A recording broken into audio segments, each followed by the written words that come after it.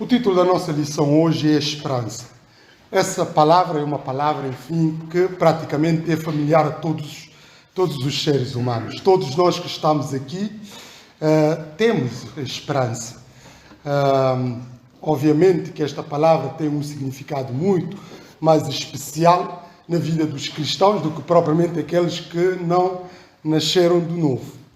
Mas a verdade é que todos nós vivemos sob esta mesma palavra, que é esperança. Porque sem esperança a vida não faz sentido. A vida deixa de ter propósito. A vida deixa de ter aquele combustível necessário. E em consequência disso, nós acabamos por começar, enfim, a viver do desânimo, de tristeza, de depressão e, em casos muito extremos, até de suicídio.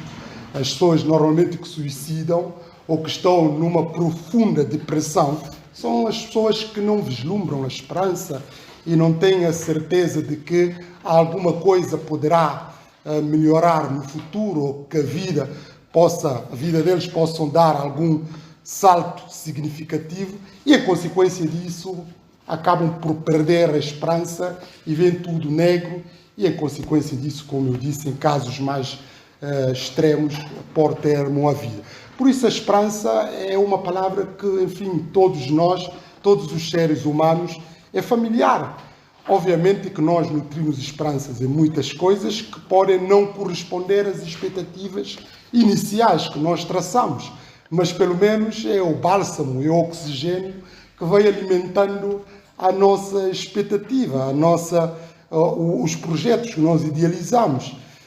Todos aqui, como eu já disse, e também transversal aos seres humanos, cada um vai traçando as suas metas. E essas metas, desafios, enfim, realizações que propomos, são esperança que nós temos de que realmente podemos conseguir esses feitos. Podem ser esperanças de curto prazo, longo prazo e por aí fora. Mas nós sabemos que mesmo traçando essas expectativas, por razões muito várias vezes que não dependem também de nós, é importante salientar porque há muitas expectativas que nós temos que não dependem exclusivamente de nós, que dependem dos terceiros, etc, etc. Mas se não conseguir, temos sempre aquela expectativa que no futuro as coisas vão mudar. E isso tudo chama-se esperança.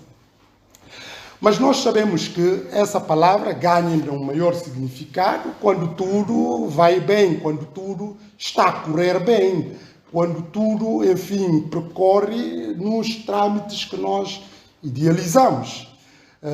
É mais complicado a pessoa alimentar a esperança numa situação de adversidade, numa situação de contradição, numa situação de contrariedades. Se uma pessoa está com uma situação de saúde frágil ou uma situação de saúde muito difícil, que os médicos fazem um diagnóstico preocupante no futuro, obviamente que essa pessoa não deixa de ter esperança, mas começa a ter pouca esperança, começa a ter receios de que o amanhã poderá não ser propriamente o melhor. Pronto, nestes casos, e há outros casos que podem não ser a nível de saúde, por exemplo, no âmbito familiar. As pessoas normalmente que já construíram família e se a pessoa vislumbra que aquela situação familiar não tem pernas para andar ou num futuro breve poderá vir a acontecer alguma coisa, enfim, neste caso podemos dizer propriamente separação, divórcio, tudo isto pode ser um alarme de criar alguma turbulência nas expectativas, na esperança daquela mesma pessoa, etc, etc. Mas é importante salientar que mesmo nas situações, enfim, abonatórias, numa situação de tranquilidade, numa situação sob controle, usando entre aspas, como nas situações de turbulências, de contradições e de contrariedades, a esperança está sempre encerrada. Uns com mais vigor, outros menos, mas essa palavra está sempre, acompanha-nos sempre. Quando deixa de acompanhar-nos, é daí que nós, enfim, já não vivemos e já nem queremos viver e leva-nos a esse ponto que eu disse, funesto, de pôr termo à própria vida. Mas para nós, os cristãos, como eu disse, essa é uma palavra que tem um maior significado, um significado especial. Nós podemos, enfim, também ser testados da nossa esperança, mesmo nas situações, enfim, que podem parecer que não há, que não se vislumbra a esperança tal como nós vemos aqui. Mas o desafio, como também o desafio da nossa lição da Escola Bíblica Dominical, é de nós procurarmos ver que a nossa esperança nunca nos confunde, porque nós temos, em última instância, o Senhor Jesus Cristo, que é o autor e consumador da nossa fé. Isto quer dizer que a nossa fé e esperança, que a esperança, falando, está indissociável do ponto de vista cristão da fé. A nossa fé e esperança não depende de fatores humanos, de fatores, enfim, da nossa realidade circunstancial, etc, etc, porque nós idealizamos isso muito mais do que aquilo que nos cerca, do que, enfim, o sucesso pessoal, ou o sucesso familiar, ou o sucesso profissional, etc, etc. A nossa esperança vai muito mais além do que estas meras conquistas humanas. Mas dizer também que mesmo nas situações de grandes contradições e contrariedades, é daí ainda que se espera que nós demonstremos muito mais a nossa esperança, a nossa fé. Isto envolve sofrimento em última instância e, portanto, também dizer que a própria fé bíblica, a fé cristã, é envolta, enfim, vista e revigora-se mais nas situações de sofrimento. Mas sem entrar mais em prolegômenos, cingindo o texto que será objeto da nossa meditação, que é o livro de 1 Reis, capítulo 19, vamos concentrar mais nos primeiros versículos deste capítulo, embora ele vai, enfim, circunscrever até capítulo 22, mas aquilo que nos compete, enfim, explorar, está no capítulo 19. E vamos ler os versículos seguintes. Diz assim a palavra do Senhor. O rei Acabe contou a Jezabel, sua mulher, tudo o que Elias tinha feito e como tinha dado a morte a todos os profetas de Baal. Nós estamos a ver aqui a sequência dos acontecimentos que aconteceram nos capítulos anteriores, mas de grandes prodígios que Deus realizou por intermédio do profeta Elias. E nestas sequências, nós vemos no versículo logo 1, o rei Acabe contou, enfim, a sua mulher, Jezabel, que é uma rainha má, tudo o que Elias tinha feito e como tinha dado a morte a todos os profetas de Baal. Desde logo o que Elias tinha feito. Mas não é Elias que fez isso. Elias simplesmente serviu, enfim, de veículo para Deus realizar estes prodígios, esses sinais, enfim, para não só reforçar a posição do profeta, como também fazer ainda mais notório e conhecido o seu próprio nome. Mas é o rei que está a descrever essa situação pela sua esposa, que é também a rainha, que nós sabemos que foi uma rainha má e que perseguiu, inclusive, os eleitos filhos de Deus. Então, perante esta situação, Elias tinha feito e como tinha dado a morte a todos os profetas de Baal, os profetas, enfim, que em última instância se confrontavam o próprio Todo-Poderoso Deus. Então Jezabel mandou um mensageiro dizer a Elias que os deuses me castiguem severamente se amanhã a esta hora eu não tiver feito a ti o mesmo que tu fizeste aos profetas. Ou seja, nós vemos aqui que Jezabel não engoliu o facto dos, enfim, seus mensageiros, esses profetas de Baal, terem sido, enfim, aniquilados por intermédio do profeta Elias. Porque nós sabemos que ela não fazia parte do povo de Deus e, em consequência disso, conspirava sistematicamente contra o próprio povo de Deus. E essa conspiração teve mais força porque o marido, que é o rei, praticamente é rei, mas quem tinha poder real era propriamente a Jezabel. É a mulher que conseguia controlar e manipular, em consequência disso, o seu próprio marido. E isto remete-nos para algumas considerações de vermos quão às vezes as pessoas, sobretudo aqueles que são filhos de Deus, deixam-se manipular facilmente por pessoas que têm outro índole ou pessoas que são ímpias para virarem contra o próprio Deus. E há muitos crentes que fazem isto, infelizmente, dizem-se cristãos, ou dizem-se pertencerem à família de Deus, mas entram em conluio com os ímpios para conspirarem contra Deus. E podemos dizer, mas isso não é o meu caso, porque, enfim, aqueles que não estão em julgo desigual, ou que casam com pessoas também que são cristãs, podemos, enfim, fazer essa interrogação, dizer que não é propriamente o nosso caso. Mas, mesmo que não sendo assim de forma similar, às vezes nós sabemos que há muitos cristãos que conspiram, às vezes por consciência, outras vezes sem tendo consciência disso, contra a obra de Deus. Ou seja, estão sob a alçada do próprio inimigo, o diabo, para conspirarem contra os planos de Deus, para conspirarem contra os desígnios de Deus, para conspirarem para fracassar a obra de Deus. E isto, não estou a dizer nenhuma novidade, basta uma pessoa estar na igreja e perceber, estar atento, de ver muitos planos que são ou tentativa de tentar frustrar ou boicotar ou prejudicar a obra de Deus. É claro que aqui, de uma forma muito mais direta, é uma situação completamente extrema, porque envolveria, em última instância, tirar a vida do profeta de Deus. Mas nós vemos aqui que a rainha Jezabel, que é a rainha má, praticamente que, enfim, ditava as regras.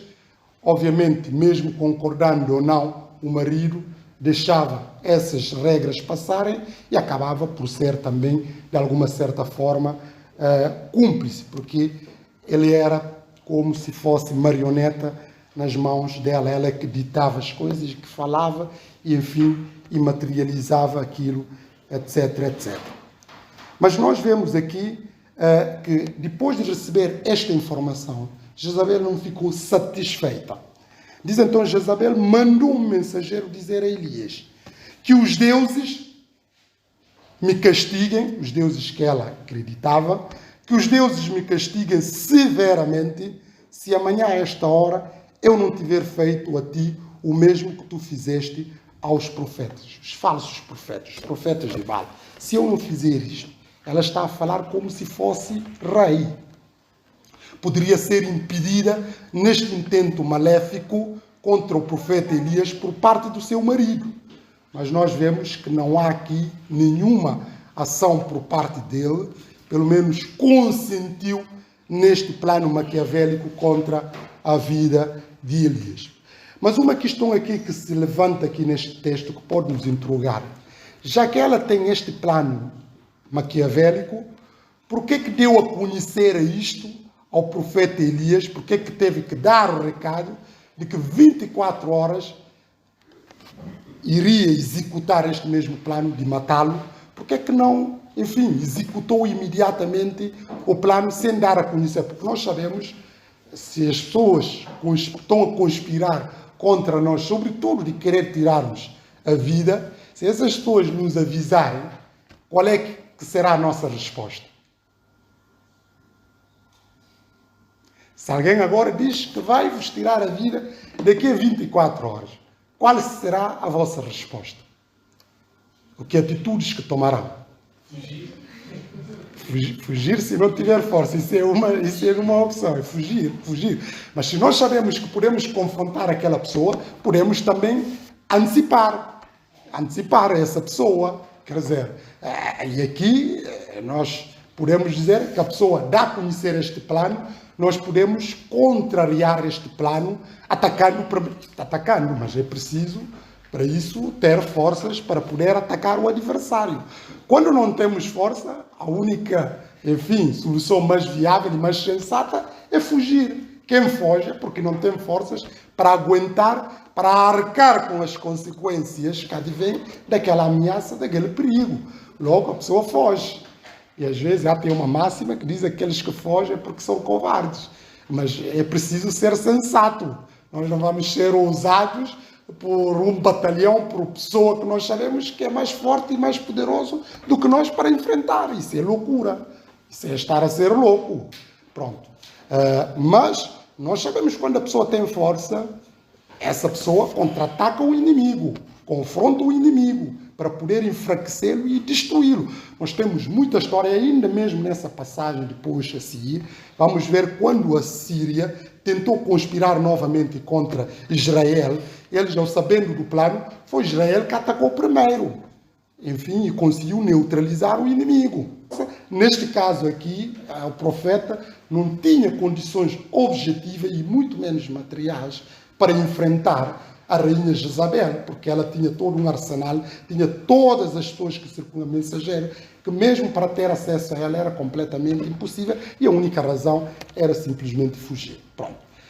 Mas ao saber desta questão, a questão que se levanta aqui, porque é que Jezabel deu a conhecer a isto? E se levanta muitas interpretações. Ela estava tão furiosa que acabou por perder até, enfim, aquilo que podemos considerar do ponto de vista, enfim, se diz, quando a pessoa tem um plano, é preferível andar a conhecer a pessoa esse mesmo plano, porque se conhecer a pessoa vai munir-se de forma que, enfim, tenta não ser apanhado nesta mesma armadilha, neste mesmo plano.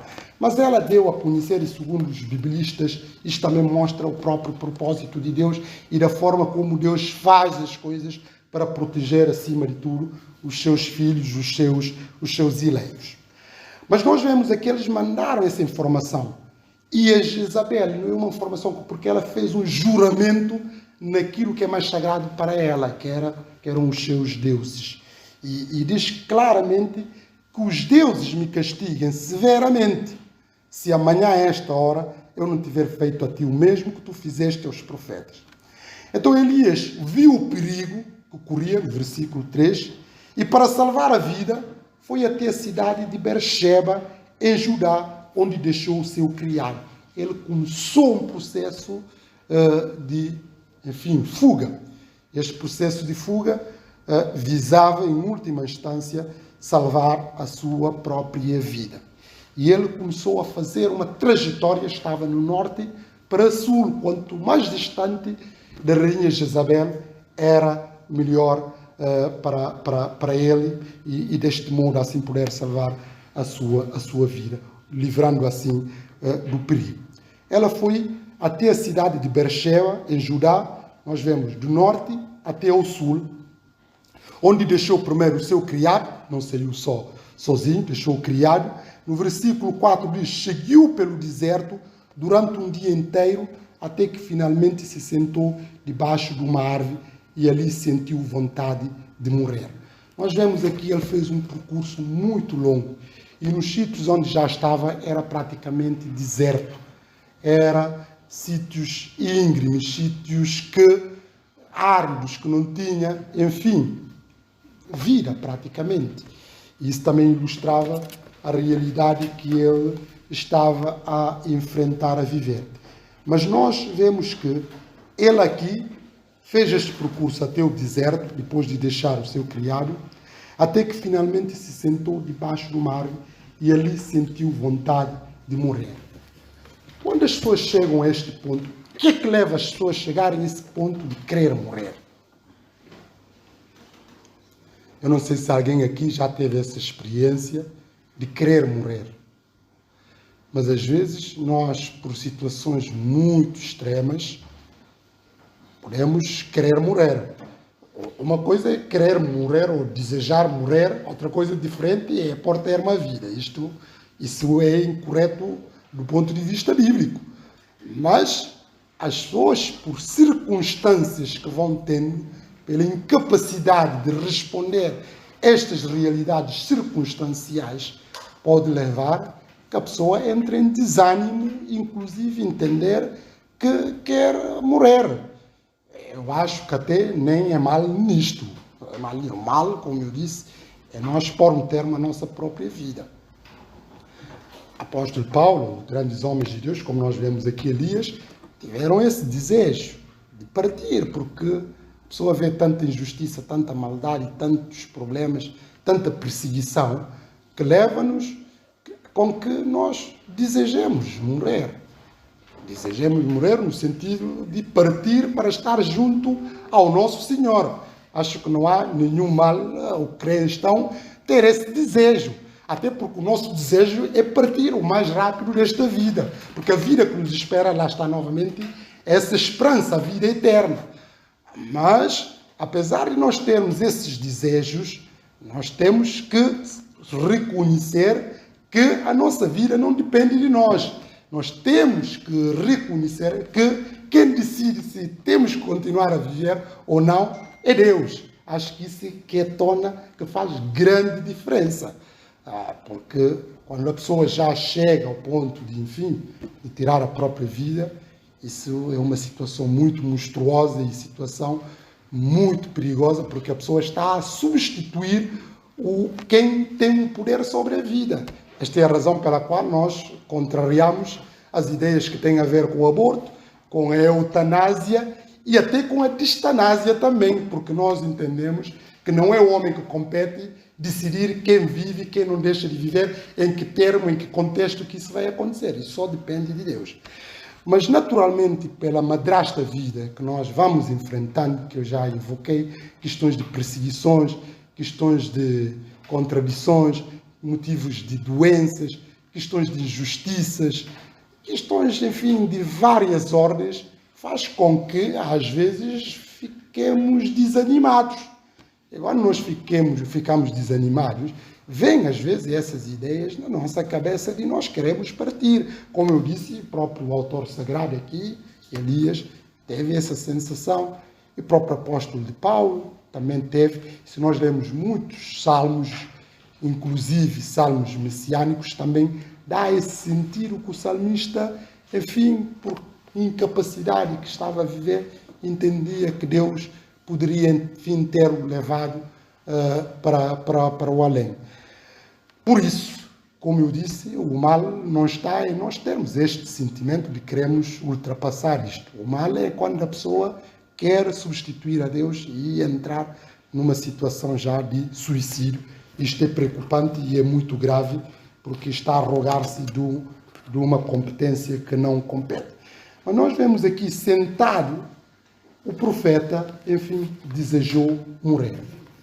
Desejou morrer por quê? Por causa de escândalo, por causa de perseguição. Escândalo, em primeiro lugar, de que as pessoas que deveriam dar um testemunho, que deveriam ser zelosos nas coisas de Deus, ou que se diziam ser filhos de Deus, neste caso, abandonaram os caminhos do Senhor, abandonaram os preceitos do Senhor e seguiram caminho, enfim, de perdição. E também o facto de ele entender que já estava sozinho e não tinha mais, enfim, ânimo, vontade e desejo de poder continuar a lutar. Mostrou que estava incapaz. E essa incapacidade, como eu disse, é recorrente e faz parte da natureza da vida. Mas ele não só quis morrer, podia querer morrer e pôr logo termo à vida, mas ele não fez isso. Como também se espera de todos aqueles que, porventura, possam ter essas ideias, às vezes, por fatores vários que já destaquei alguns destes fatores. Ele, o que é que ele fez? Além de querer morrer, dirigiu-se a Deus em oração e disse: basta, Senhor, tira-me a vida, pois não valho mais do que os meus antepassados. Lá está essa ideia primária que eu estava a dizer. Quem tem o direito de tirar a vida é Deus. Ele podia, porque ele queria morrer, podia executar o próprio ato de pôr termo à sua própria vida. Mas ele sabia, se fizer isto, estava a ir contra a palavra de Deus, estava, enfim, a arrogar-se do papel que não lhe compete. Ora, como não é ele que compete querer viver ou tirar a sua vida e por aí fora, pediu a Deus que Deus lhe tire a vida. Basta, Senhor, tira-me a vida, pois não valho mais do que os meus antepassados. Os antepassados tentaram muitas coisas e não conseguiram. E ele associa-se aos seus próprios antepassados. No versículo 5, depois de fazer esta oração, tendo em conta a trajetória, o cansaço também físico e o cansaço espiritual, quando nós entramos nessas situações, normalmente podemos começar a ter falências. Porque nós sabemos que nós resistimos quando, enfim, comemos e quando estamos bem com o sono. Se uma pessoa ficar muito tempo sem dormir, mesmo que não queira dormir, vai acabar por cair mesmo e dormir. E quer dizer, isso é mais do que claro. Ninguém pode ficar, ao não ser se estiver a tomar estupefacientes, mas isso já... Mas mesmo tomando isso, vai ter que parar, porque senão ocorre o risco de própria vida. Mas nós sabemos que nós precisamos descansar e também precisamos saciar a nossa sede e também alimentar-nos e por aí fora. Mas perante essa situação, depois já do cansaço espiritual e também físico que experimentou, ele deitou-se debaixo da árvore e adormeceu. Dormiu. Teve um sono profundo, podíamos dizer, mas ele estava tão preocupado, queria morrer. E normalmente as pessoas, enfim, que querem morrer, por norma, não estão bem ao ponto de ter sono. Normalmente ficam também afetados do ponto de vista do sono, porque andam numa situação de atormento. Não sei, certamente que alguns podem ter experiência de lidar com as pessoas que têm esses ímpetos de suicídios. Mas aqui nós vemos que o profeta, ele dormiu. Esse sono, podemos partir do princípio que não foi um sono normal. É claro que nós dormimos pela natureza das coisas, pela nossa própria natureza, nós precisamos dormir. Mas nós vemos que deitou-se debaixo da árvore e adormeceu numa situações muito adversas e conseguiu dormir. Nisto um anjo tocou-lhe e disse: levanta-te e come. Elias reparou que junto da sua cabeça havia um pão cozido na pedra quente e um cantil com água. Comeu e bebeu e tornou a deitar-se. Quer dizer, comeu, alimentou e voltou novamente a deitar, dormindo. O anjo do Senhor tocou-lhe outra vez e disse: levanta-te e come, porque tens um caminho demasiado longo a percorrer. Come, porque tu tens ainda muita coisa a fazer. Tens ainda um longo caminho a percorrer. Elias levantou-se e comeu e bebeu. A comida deu-lhe forças para caminhar 40 dias e 40 noites até chegar ao Horebe. Essa caminhada era a caminhada quanto mais distante da rainha Jezabel. Nós estamos a ver que ele estava continuando ainda, enfim, a sair do raio de influência da rainha. Ele percorreu essa caminhada de 40 dias e 40 noites até chegar ao Horebe, o monte de Deus. Ali procurou uma caverna e nela passou a noite. Então o Senhor dirigiu-se a ele e lhe disse: que fazes aqui, Elias? Esta é a primeira pergunta que Deus fala com ele de forma clara. Que fazes aqui?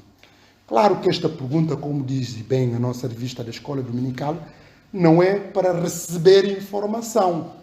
Deus, quando faz perguntas, não é para saber, porque Deus sabe muito mais da nossa vida do que propriamente nós. Essa é uma pergunta para depois saber o que é que o autor sagrado, o que é que neste caso o profeta de Deus tem em mente. Aliás, nós vemos estes ciclos de pergunta quando Adão pecou, Adão e Eva. Deus perguntou-lhe: estás onde? Mas Deus sabia, porque Deus propriamente dirigiu a ele. Mas aqui nós vemos que fazes aqui, Elias. Ele respondeu: tenho lutado com todo entusiasmo pelo Senhor, Deus Todo-Poderoso. Porém o povo de Israel quebrou a aliança que tinha contigo, derrubou os teus altares e matou a espada todos os teus profetas. Só fiquei eu, mas também me querem matar. Isso é dos motivos que fez com que Elias já, enfim, concluía que não tinha mais condições para continuar a viver. Todos os planos na ótica dele falharam. Só fiquei eu, mas também me querem matar. O Senhor disse então a Elias: sai daí, põe-te de pé diante de mim no cimo do monte. De facto, o Senhor estava a passar. Um vento forte e violento fendeu os montes e quebrou as rochas, mas o Senhor não estava no vento. Depois do vento, houve um tremor de terra, mas o Senhor não estava no tremor da terra. Depois do tremor da terra, houve um fogo, mas o Senhor não estava no fogo. Depois do fogo, ouviu-se um murmúrio de uma leve brisa. Elias, ouvindo isto, cobriu o rosto com a capa, saiu e pôs-se à estrada da caverna, quando ouviu uma voz a dizer: que fazes aqui, Elias? Ele respondeu: tenho lutado, mais uma vez a mesma resposta, tenho lutado com todo o entusiasmo pelo Senhor, Deus Todo-Poderoso. Porém o povo de Israel quebrou a aliança que tinha contigo, derrubou os teus altares e matou a espada todos os teus profetas. Só fiquei eu, mas também me querem matar. Quer dizer, essa situação que o profeta estava a viver é uma situação que, de facto, falando humanamente, leva-lhe e faz levar qualquer um que esteja nessa situação de perder o norte, de perder o ânimo, enfim, de começar a pensar coisas fora do próprio plano de Deus. Porque nós vemos perante essa situação de desânimo, perante essa situação de falta de esperança que o profeta estava, enfim, a demonstrar, isso fez com que eles também estavam a fugir, digamos assim, do plano de Deus, de obra de Deus, perdeu o entusiasmo. E isto também faz parte, às vezes, acontece com os filhos de Deus, acontece conosco. Há muitas realidades que passam na nossa vida que faz com que, às vezes, nós percamos a fé. Mesmo não percamos a fé, corremos o risco de perder o entusiasmo por a vida ser, às vezes, dolorosas conosco, por fatores de várias naturezas, pelos escândalos que vamos assistindo, pelas traições, enfim, pelas injustiças, pelas doenças, enfim, por faltas de concretizar aquelas coisas que nós idealizamos como sendo, enfim, expectativas legítimas, fazem com que nós entremos num ciclo de desânimo. E nós sabemos que quando uma pessoa está desanimada, ele perde o fervor, perde a esperança e perde aquele oxigênio, energia para poder continuar a lutar. E nós vemos já muitos crentes que andam numa situação de letargia espiritual. E essa letargia espiritual deve-se a fatores de problemas, fatores de escândalo, que podem ser problemas eclesiásticos, ou problemas espirituais, de natureza espirituais, ou problemas familiares, ou problemas laborais, ou problemas relacionais, problemas de várias coisas, que faz com que as pessoas entrem numa apatia espiritual. E isto nós sabemos que não é bom. Por isso, novamente, o desafio desta lição é demonstrar que nós temos que ter esperança. E essa esperança que nós temos não tem que estar dependente de fatores humano-sociais que nós estamos inseridos. É preciso, nós podemos, às vezes, cantar no momento de tristeza, cantar no momento de provações, de momentos de grandes dificuldades. É possível fazer isto.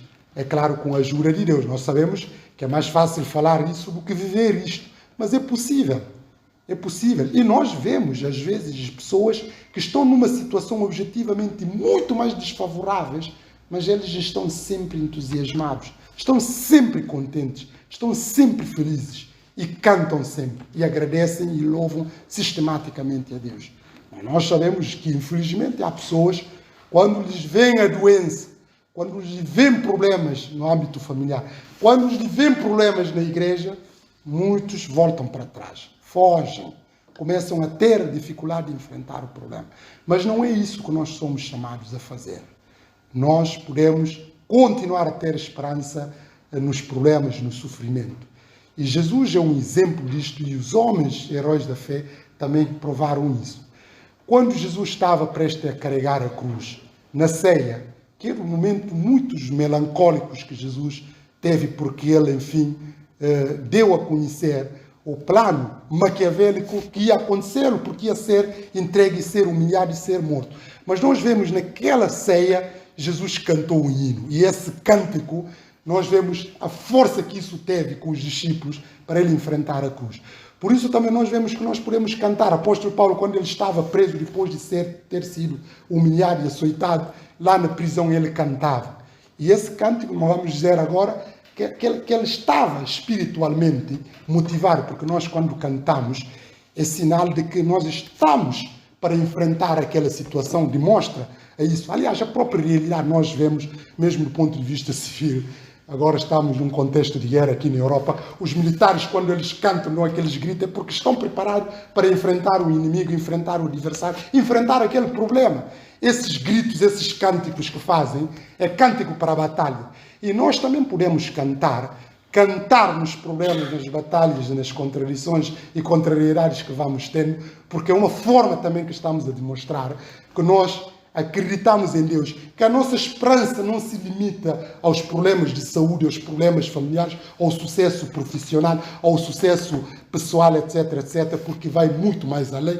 E acima de tudo nós sabemos que Deus continua a ter o propósito para a nossa vida e pode mudar o curso da nossa história mesmo, a realidade objetiva a estar a dar a entender que isso não possa acontecer, como nós vemos aqui a situação do profeta, de crer que já é inválido, que ele está sozinho, que não tem já forças, que almeja inclusive morrer. Mas nós vemos aqui que Deus é Deus Todo-Poderoso, Deus que nós seguimos. A nossa esperança está no Deus Todo-Poderoso.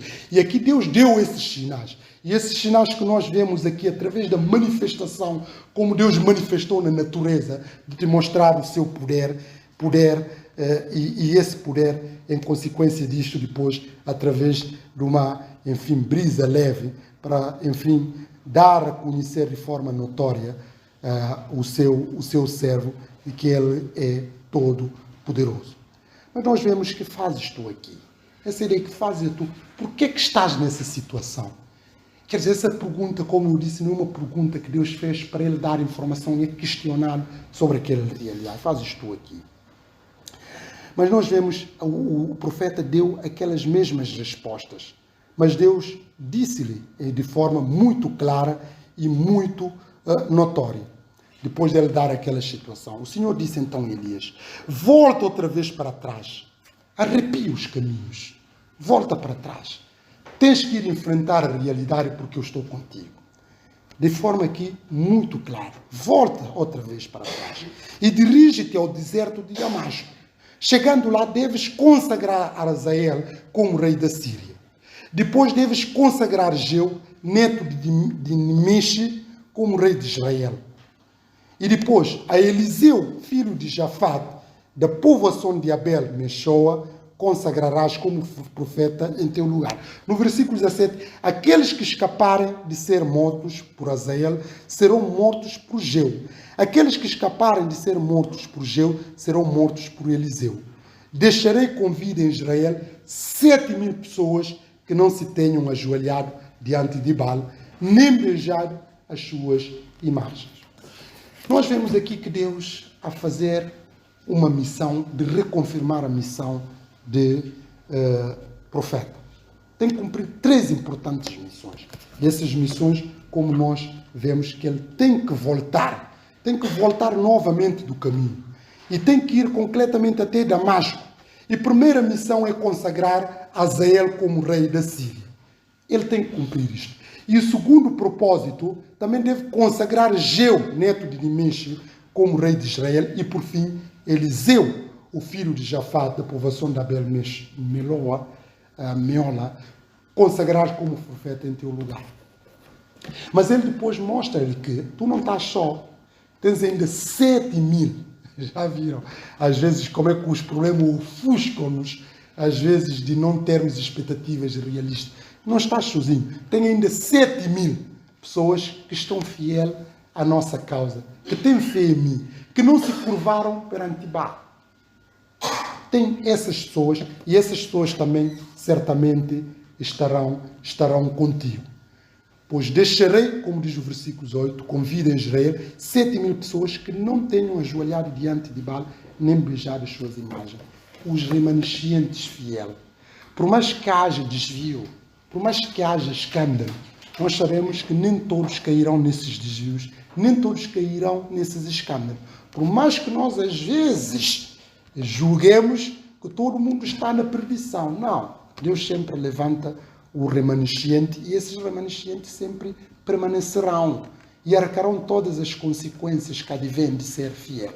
E Deus fez esse reparo ao profeta, e o profeta, revigorado pelo Espírito de Deus, voltou para cumprir esta mesma missão. Ou seja, ele não perdeu. Ele não perdeu no seu desânimo e já não tem aqueles intentos de pôr termo à própria vida, mas ele conseguiu levantar-se para fazer frente, para continuar a combater, como diz o apóstolo Paulo, o bom combate da fé. Para terminar, a vida que nós vivemos, podemos fazer muito paralelismo com isso que nós estudamos. Claro que nós não estamos aqui em Portugal numa situação propriamente de perseguição estatal, digamos assim, da nossa fé. Claro que há perseguição de várias formas também que nós vamos assistindo. Mas nós temos problemas de várias naturezas, como eu já invoquei.